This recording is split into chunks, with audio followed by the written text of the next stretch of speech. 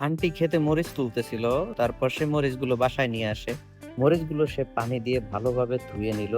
ধোয়া শেষ হলে সে একটি একটি করে বোট বাছতে শুরু করে। বাছতে বাছতে যখন শেষের দিকে, তখন তাকে সাহায্য করার জন্য তার ছেলে চলে আসে।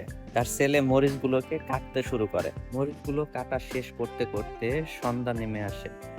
এর সাথে কিছু রসুন ও আদা কুচি কুচি করে তারপর কেটে দিয়ে মিক্স করে নিল। এরপর চাল ঢেলে দিল।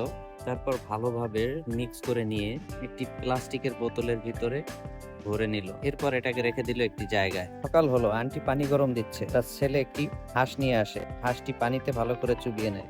এরপর সে হাঁস থেকে হাঁসের পশম সরাতে থাকে। হাঁসের পশম সরানো হলে সে হাঁসটি নিয়ে কাটতে শুরু করে। হাঁসটি কাটতে থাকে। এরপর হাঁসটিকে পিস পিস করে একটি বাটিতে রাখে। আন্টি মরিচের চাটনিটা বাহিরে নিয়ে আসে। এরপর সেখান থেকে 1 চামচ মরিচের চাটনি নেয়। এরপর এটার সাথে তেল মিশিয়ে নেয়। তেল মিশানো চাটনি মাংসের ভিতরে সুন্দরভাবে মেখে দিচ্ছে।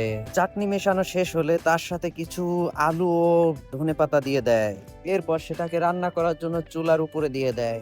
কিছু সময় রান্না করার পর সেটাকে উঠিয়ে নেয় খাওয়ার জন্য।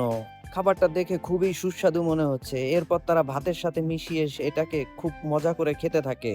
পরবর্তী ভিডিওর জন্য অবশ্যই চ্যানেলটি সাবস্ক্রাইব করে পাশে থাকুন।